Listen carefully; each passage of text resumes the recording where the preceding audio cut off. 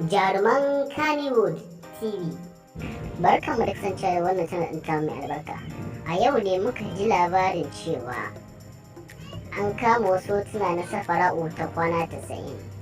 Ta yi hotunan da ba su dace ba, ta yi shigar banza, ta fito daga baki ɗaya surorin jikinta, shigar kwata-kwata ba ta dace da ita ba.